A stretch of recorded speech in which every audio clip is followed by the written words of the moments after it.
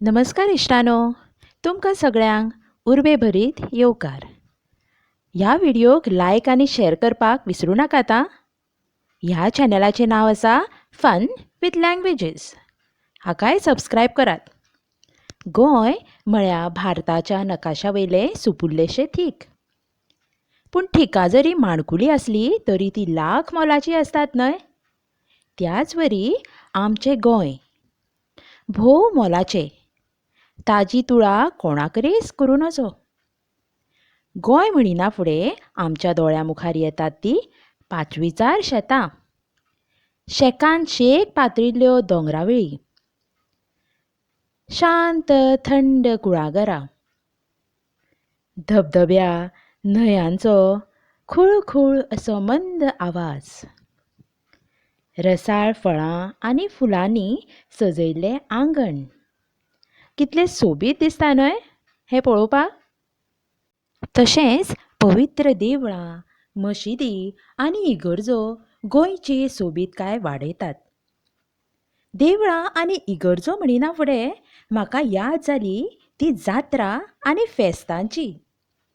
जात्रा आनी फेस्तांचें नांव घेताच आमच्या मनान उमेदीचे ल्हार फुट्टा न्हय. देवाचो आशिर्वाद घेतल्या उपरांत फेस्ताचे जावं जात्रेचे फेरयेक भोंवपाची मज्जाच वेगळी.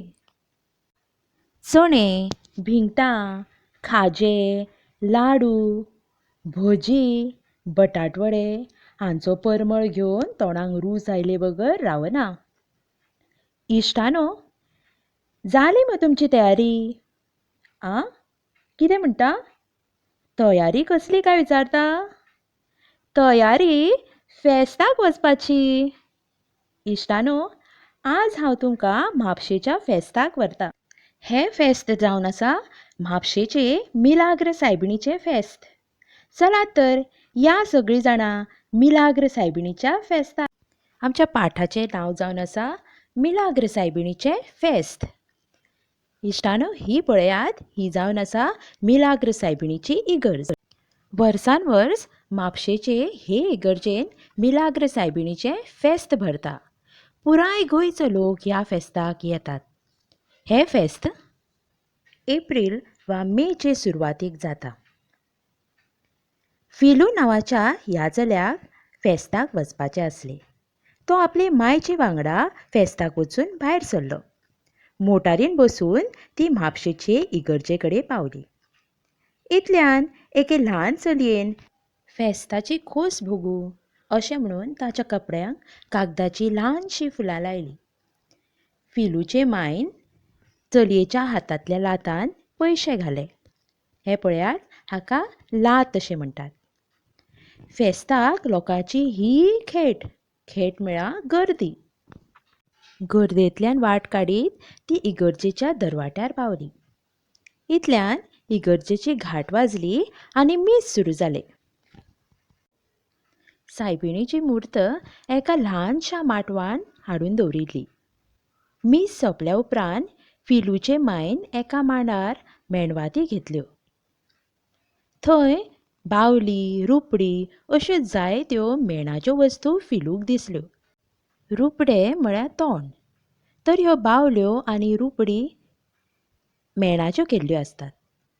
ह्या चित्रांत तुमकां दिश्टी पडटा पळयात बावल्यो, मेणवाती अशे तरेच्यो वस्तू विकत्यो घेवन लोक सायबिणीक भेट दिताले.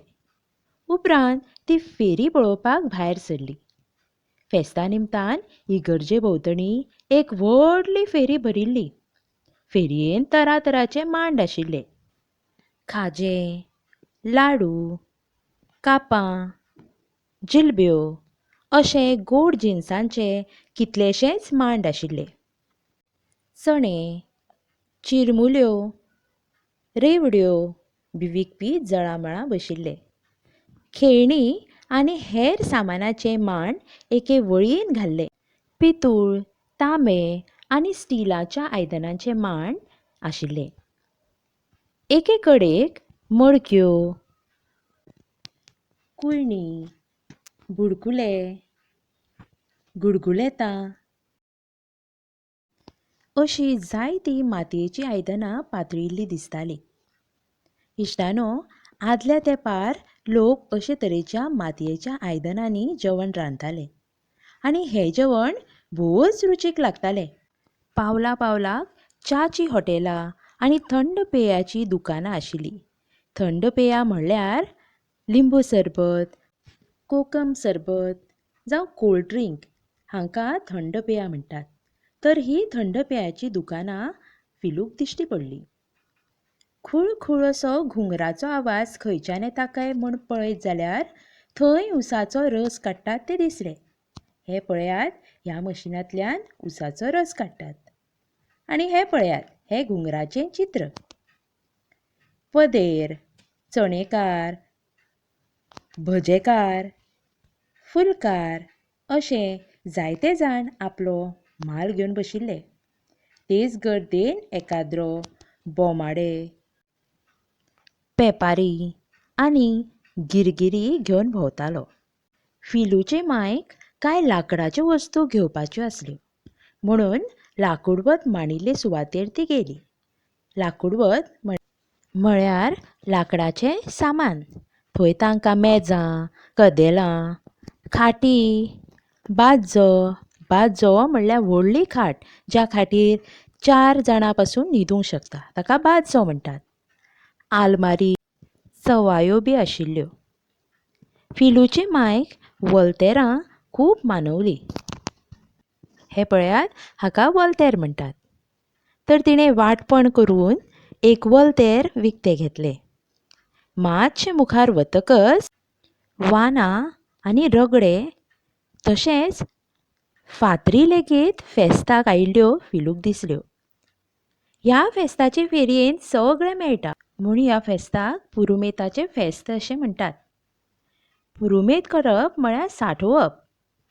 इश्टानो, पुर्विल्ल्या तेंपार पावसा दिसांनी हें गरजेचें सामान मेळप भोवच त्रासाचें जातालें. म्हूण लोक पावसा पयलींच फेस्तांनी हें विकतें घेवन सांठयताले. तर मिरसांगो, कांदे, खारें, मीठ, अळसाणे, सोलां ही कोकमा पासून करता. अशे तरेन सगळ्यो पुरुमेताच्यो वस्तू हे फेरयेन मेळटा. फिलूची फेरी पळोवन जाली.